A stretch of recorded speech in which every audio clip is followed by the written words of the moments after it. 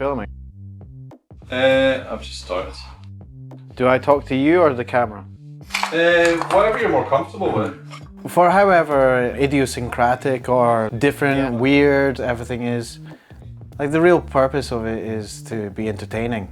It's all kind of in the quest for fun. And I would say, treat me like someone who's just stepped into your office in a non-threatening way. Okay.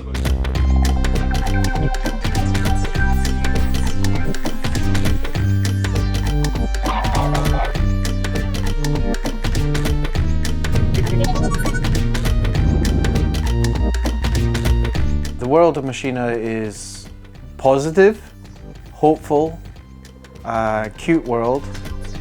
Kind of a messed up trash world, but it's also about robots that are just happy to exist in any kind of world state, basically. The sea is slime, the world is covered in rubbish, but they kind of revel in it. It's like, yes. They know how to be happy, they know how to keep themselves busy. Machina, I love this little island we live on. Thrown away objects for us, like old empty bottles become decorations, or traffic cones become decorations. Hey, look what I found, a nice old stop sign or something like that.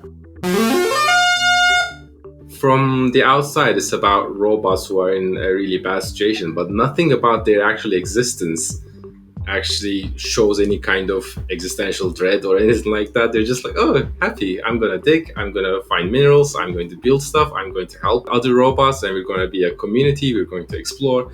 So it's kind of about finding the positive in a messy world, essentially. That looks so unbelievably fabulous. I love it. A kind of John Waters jubilation in, you know, reveling in filth. Watch it, Machina. Look at all this ruddy mud. It's ruddy everywhere. There was a bit of technical experiment that I wanted to do about, I wonder how it would be if I 3D generated meshes that you were kind of digging through, which means it's just like a 3D digging simulator, right? And that was kind of in the back of my brain, like, how can I turn this into some kind of digging game? We were kind of looking around with Jack to be like, what can we collaborate on? Me and my wife, we were playing Death Stranding at the time. And I was like, wow, there's a lot of interesting mechanical design in this game about making connections, doing all sorts of interesting things, basically, like having a community of people doing something. And I was thinking, how can I get some of those mechanics, but make it about digging, essentially? And then from there, we kind of said, okay, I really, really want to make a happy game instead of a dark game or a horror game, right? We want to focus on really happy feelings, like no stress. Okay, I've got another mission for you. It's very important. Can you find me Kevin Mudd and give him this baked potato? I think it will really cheer him up. Even when we come up with new mechanics, we're like, does this cause any kind of stress for the player? Because if it does, we're not going to use it. And those are the kind of design goals that we came up with. Oh, a baked potato. That's really cheered me up. Hi, this is my workspace. This is my, I guess someone called it a wet table. It's where I do all my messy stuff with like super glue and nail polish remover and rust in a bottle. So I got this idea for, this is final design for a character here. This is going to be called Mimi. And let's have a look at how I've been making characters. So characters like this, I get bits and bobs, shall we say. So here's my bits and bobs drawer. I've got a sprue of like air fixed things, which I might stick to them. Some old Meccano, which has nice kind of structural things. I've used wire. That's for this one. For this one, I use a type of foam clay. which is very light, so the models are able to freestand and things like that. And I've made casts using this blue stuff of interesting kind of metallic shapes from toys, from like Teenage Mutant Ninja Turtle figures and stuff like that, like sewer grate and things like this. And then some of them I just kind of free mold and then stick a bit of circuit board on something like that. And then a lot of it comes down to how it's painted to kind of give it a metallic effect. Here it looks very like old rusted metal. Here's kind of a glossy, oily look, just varnished with a satin sheen or something like that. My style and aesthetic is unconventionally ugly, is what I call it. The kind of charm in the cruddy nature. Not quite amateur, but definitely amateur adjacent. Yeah, for this character we're going to be using foam clay. Foam clay is nowhere near as detailed, but gives a nice rounded finish. And a lot of the robots I want to look quite cute. So it can be quite stringy, so you have to pull it off and it kind of snaps. I think if I look at my design, it's very simple, just with some shoulder pads. So what can I use? Here's I like to have lots of bits and bobs around, so that I can look at my table and think, okay, here's a little tire from a truck. That would make a nice shoulder pad, I think. Oh, I'm right. That makes a fantastic. And then this is like a yogurt thing. And I think that would make a nice shoulder pad. Yes.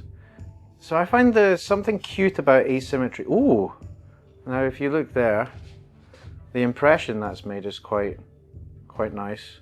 So I'm going to keep that. Looks a bit weird. Oh, there we are. Look. We got an impression from the tire. We got an impression from there. That makes nice shoulder pads.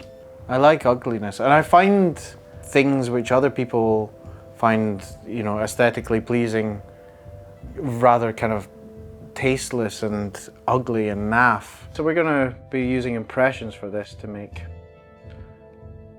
a circle for the face. There we go. Oh, I'm happy with these kind of shoulder bits. I might like some kind of sharper lines. So just going to very gently sculpt them in. It looks a bit Pokeball. It's a good design. So that's going to be the basic body of Mimi, with the little face in the middle. I'm going to leave that to dry in the sun over here. Basically, you just need to get the water out of the foam clay. And now we need cute little arms and legs. I've kind of discovered that boxing gloves are kind of cute.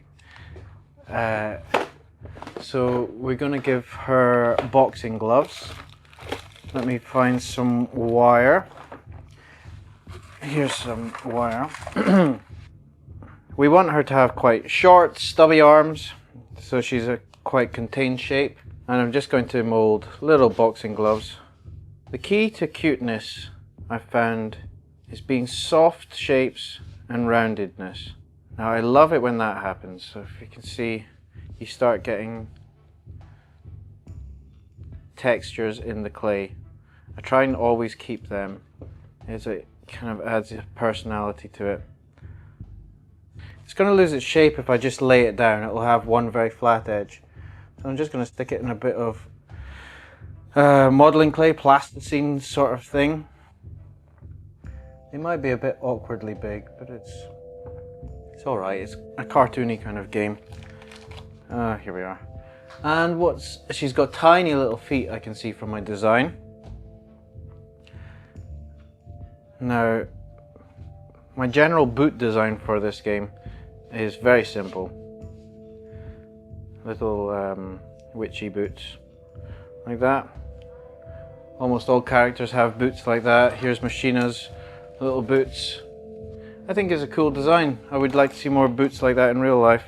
The cool thing about Jack's art is that it creates a kind of nostalgia, but not in a video game sense. It's in a kind of a I'm a child playing with action figures type of sense, right? And from that, I think comes really innocent and really nice feelings. One thing which I like to have is just things on hand and to kind of inspire me. So if I look in here, I can find some tiny, very strong magnets. Who knows what I'll use them for. The little tiny head which I made could be good for something, I'm sure. A bit scary for this game. I never really kind of get writer's block or whatever the model making equivalent is, because I can always just reach into here and find, okay, I'm going to use some colored liquid latex and some of Splinter's weapons from the new Teenage Mutant Ninja Turtles figurines. What I'm going to make from that is anybody's idea, but I know it will be fun to make. And I think that will come through in the final thing. What else is in here? Living doll, professional oven baked clay. I think there's something just fundamentally creepy about that. I go for handmade things because it's just what I find the most straightforward way to create things, really. I don't want to be disparaging to any other way of making things. But for me, this is by far the easiest and by far the most engaging, and it allows for me a very understandable sense of experimentation and play, where you're not quite sure what the material is going to do, how the paint's going to react to the oil and the clay, these sorts of things. You immediately connect with it. You can see the fingerprints on things. Oh yeah, that's human made. And it seeps into game design as well, where we kind of started to talk about just the mechanical side of games as like, is this human enough? You know, is this interaction interesting enough? Is it making you laugh? Is it making you feel something? Or is it just purely mechanical, where it's kind of by the numbers or boring? So we're always trying to come up with jokes to make each other laugh, or always trying to come up with interesting stuff that, you know, connects to that art style. So a huge part of our identity is that art style, and that's all Jack essentially.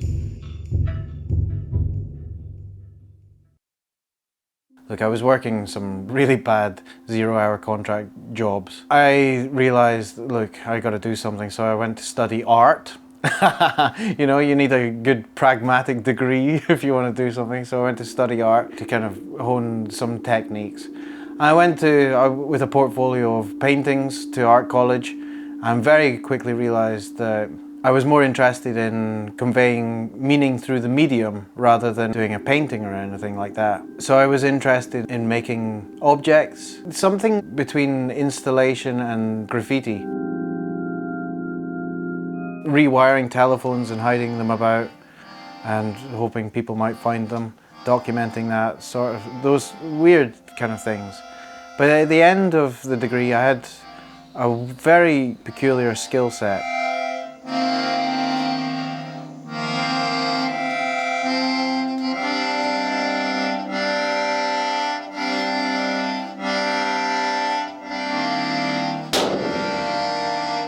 And I was wondering what I could do with this. And my first idea was to do some kind of interactive theatre where a person, I almost said player, a player would go into it and find different routes, and the story would be revealed to them in a very non-linear way. Of course, I didn't have the budget to do interactive theatre, and I thought, hey, I like video games, I could maybe sort of blend my ideas with that. So I started very simply with an RPG maker. I entered a competition, a Halloween competition, perfect for my interests, and I won. I won with a kind of claymation romp through Dante's Inferno, where it touched on everything from Amy Winehouse memes to Sylvia Plath, and everything.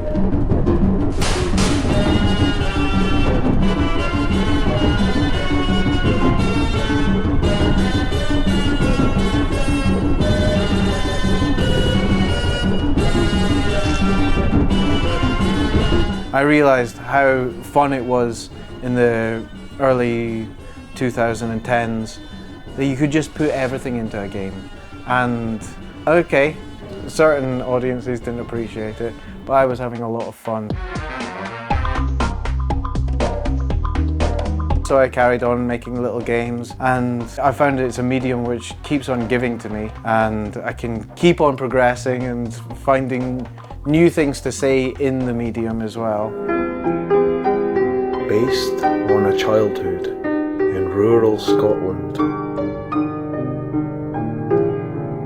For me, it's this wonderful cross-section of entertainment and capital A art, and it's contemporary as well. May the night stay dark. From my degree, I was doing sound practices, I was making stuff using different materials, from latex to casting to traditional representational drawing. And video games was a place where I could bring all these things together. In a way, each video game is just a kind of documentation of the work I'm doing at the moment. And then that brings me to Judero and Machina, where I started working with the very talented Talha. I think I started to make games when I was 12 years old, it must be. So back then I was living in my original country, Turkey, and I couldn't really speak English. So when I downloaded a software called Game Maker, which is a program that you can use without having to write code, but like obviously all the UI and stuff is in English. So that was kind of the biggest challenge at first. Like as a kid who doesn't speak English, how can I make games? And it took years and years to actually get anything done at that state.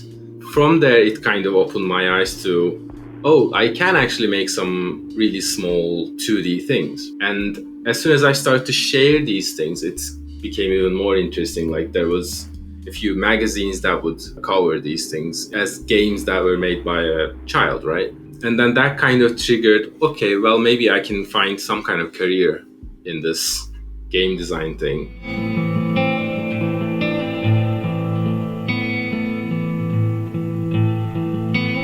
And so I studied computer engineering, I learned coding and stuff, and throughout university years, I did some Flash games. So it used to be like you would make a Flash game and you would get it sponsored and you could make some decent money out of it. So that's kind of how I started to make money out of indie games, essentially. Otherwise, it was just like a hobby thing.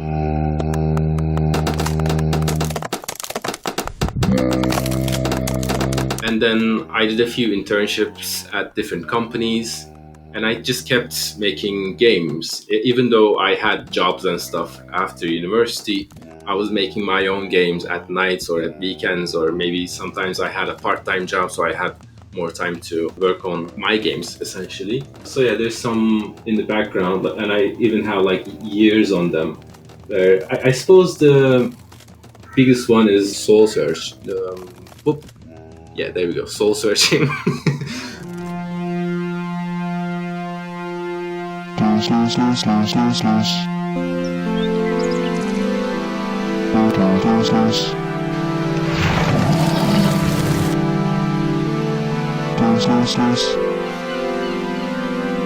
That one came out in 2017, and that one's about like having a small boat and going from island to island, and it's kind of the meta story is kind of about leaving your own country to live somewhere else, which is what I did. I had plenty of experimentation with different types of games throughout the years. So essentially my main role, my main skill is to code games. But I've been making games for so long that I'm kind of used to all parts of it now. Yeah, I had a hand in sound design, music, even art a little bit.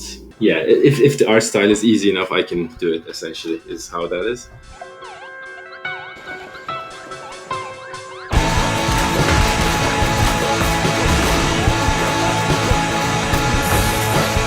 I had a Tumblr, a game blog on Tumblr, where I was just reaching out to people that I thought were cool. Like, oh, that guy makes some cool games. I wonder if I send him a random blind Twitter DM or whatever, I wonder if I could interview them, right? And Jack was one of these people that I got to interview because I just always thought that his games were really cool and there was just nothing else like it out there. So there was a lot of curiosity about him as a creator. And from that interview, we kind of became friends and we started to help with each other's projects throughout the years. It came to a point where it was like, hey, shall we try and make something together? Something beyond what either of us could do individually. And we have very similar sense of humor and an ability to make fun of ourselves. And very kind of similar design principles as well. It seems like a good fit where you're really good at art and I'm good at coding. So why don't we just try to do this together? And that's when Judero happened.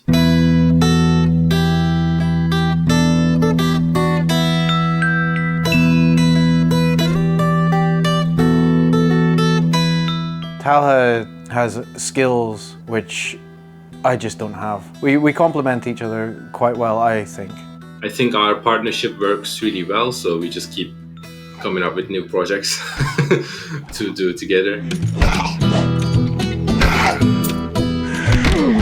Our first game, Judero, was made with similar kind of practices of incorporating models and traditional stop motion techniques into a video game using billboarded sprites and things, which we've adapted and evolved into Machina. We're using what we learned through Judero and taking it in a kind of different direction to entertain our curiosities. The modeling techniques are a bit more advanced, or at least are expressing something a bit different this time. And the gameplay and the game loop is obviously quite different, although we're borrowing a lot of things from Judero. Oh, hello, Machina. How are you today? Ooh, you're very excited because you're going to have a visitor. So this is my finished model table. It's towards the end of the development, so it's looking a bit of a mess. I sometimes set it up all nicely, but we have our main characters, which I've added thread to so I can use them like marionettes. That's for little teaser videos. This is Kako. She's like the big sister to Machina. She's nice and yellow. It's Kako! Hello, Kako. Hello, Machina. Give us a hug. We have even things like the UI elements in the game are even handmade with these effects. The green's cut out, but you just see this metal. Textures in the game are often made like, this is the slime texture where I'll photograph it and take a normal map off so that you can see it's sort of based on something tactile. This is the conveyor belt textures. Backgrounds and platforms in the game, I kind of crudely paint up this MDF. I think it's from like War Games or something. I'm not sure what it's from. It looks very nice around here, Machina. I love all your decorations. To balance all these plates, we have to be very disciplined. We have to have very clear to-do lists, very clear milestones, and we have to be honest with each other to say whether we're going to meet them or not. Sadly, we need to cut stuff which we know is not going to be viable or not going to be achievable. It's really nice that with just two people, and me on the code side and Jack on the art side, we are both really comfortable in our fields and we don't have to really clash on anything really, especially because our game design sensibilities are so similar. Like as soon as we give each other notes, we're like, oh yeah, of course I should do that, because that's just how to make a better game. Oh, it's way more efficient being a small team. not only are you tighter with what you know you can do, but you're also very tight because you know what's not achievable. Hey, we're not going to be able to have very detailed 3D models, but let's lean into our strengths, and that's what's going to make this game as enjoyable as it can be. Alongside my wet table, I also have my kind of dry space. This is where I do lots of my kind of technical work, my computer-based work. I have my music making stuff here, like my tambourine, my melodica, my synthesizer here, and my MIDI keyboard here. I also got this thing, which is a little sampler. I have my effects pedals as well, microphone, audio interface, vocal effects thing for doing voice acting stuff. I got this really nice old like 70s microphone, which has this weird quality to it. And yeah, my computer. Let's see my to-do list. Let me see what Talha's been doing. He's been doing side quests, sushi mission. All decorations functional. Great. So yeah, we do the work in Unity. You can see this is one of the hubs of the game. The rocket from over there, I've taken the textures from and put them onto a 3D object here. Yeah, you know, it's charming, shall we say? Charmingly crude. Unconventionally ugly. I think that's the thing which I go for. When it comes to game making, we'll have an object such as this bottle, this little water bottle. I'll photograph it in various ways, and we'll take 5 or 6 different photographs of it, so that then we can make a normal map from it. Then when we put it in game, we can give it a mesh, and it'll have this nice dynamic lighting. If we turn it round, it'll have a wee shadow. It'll have something similar to, I don't know, it looks a bit blurry, but it's very small. It'll have something of the dynamic lighting which you'll have in real life. It's billboarded, so it's always facing the character, like Doom 3D sprites or Duke Nukem 3D sprites or something like that. Attention, Machina! What jolly rotter put all this mud down here? If I ever find the blighter who made this muddy mess, well, it doesn't bear thinking about. Yeah. So Machina's credits I was putting together the other day, and it just made me laugh because I made a list of all the characters in the game. So there's 10 different people doing 10 different cool characters or something, and then it starts saying this character Jack, this character Jack, and so it's keeps going on with Jack for 15 characters or something silly like that. And then even with all his efforts, I needed to do some because it's just kind of unmanageable, and I am kind of worried about my accent and stuff when it comes to voice acting, but hopefully it's decent enough that it doesn't devalue the work. I did 6 characters, I think, in Machina. The 3 laws of robotics. 1. Music is great. 2. Food is delicious. 3. Chums are the best. We have friends and compadres and comrades who do voice acting as favors. My little boy does some voices for the game.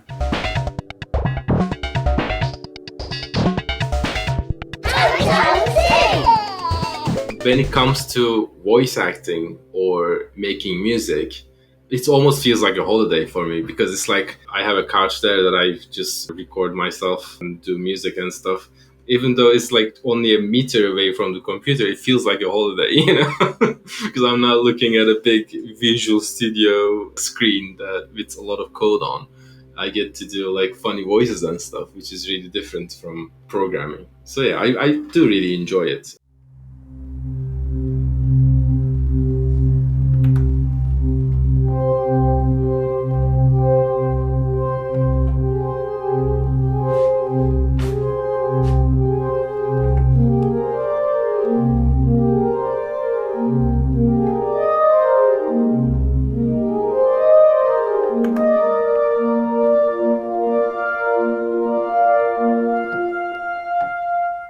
having a lot of fun with the soundtrack.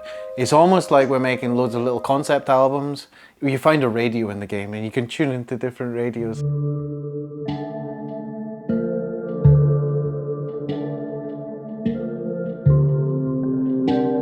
Each radio station we've kind of made, sometimes we've used podcasters, YouTubers, whatever, streamers, to be radio hosts. This is Sneam Machine with That Looks Lovely. We've got Guitar FM, where Talha has done some nice guitar work.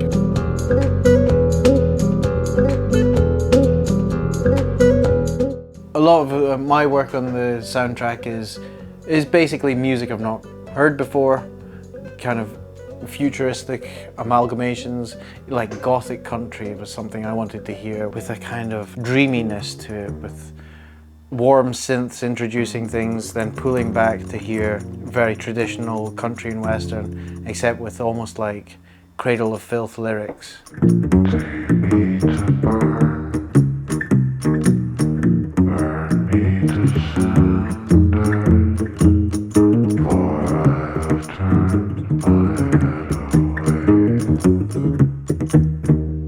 And then the techno or electronic kind of music, very abrasive, but somehow kind of addictive or kind of beguiling. What's it going to do next? This kind of sense to the music. But all essentially music which can be passive as you play, can engage you as much or as little as you want.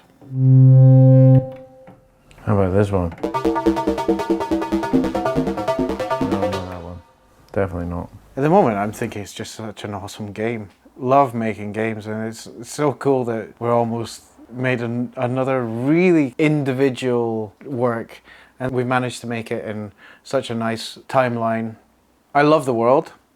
I think it would be cool to explore this world again sometime in the future. Yeah, no, I'm really in love with the work. One day, I will invent a way to love things twofold, because at the moment, I simply couldn't love it a squidgen more.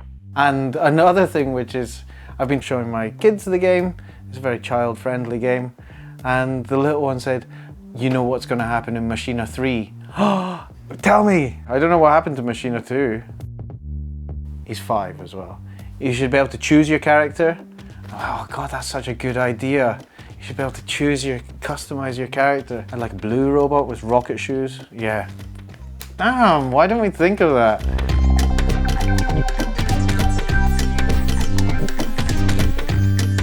The kind of secret mission of this company is like, how many different games can we achieve with this art style? Because usually when someone goes with this type of art style, it's very story heavy. It's usually a point and click type of adventure game. It's very like scene based, slow, you know, that type of stuff. But like we wanna show the flexibility of this art style, where it's like you can kind of make it work with every genre that you want, you know? We have to think about the next project, right? So we were prototyping Machina during the work on Judero. I obviously don't want to reveal too much, but we've already got the next ideas in very different kind of things. I guess if we're thinking in a slightly abstract way, Judero was our morning game, like dewy grass, and it was set in the past. So we wanted to kind of move away from that, so we have a kind of a daytime game in the kind of full sunlight, and it's set in the future. So with our next game, we kind of want to think about, well, how does it relate to these sorts of themes? And how do we do something different from that?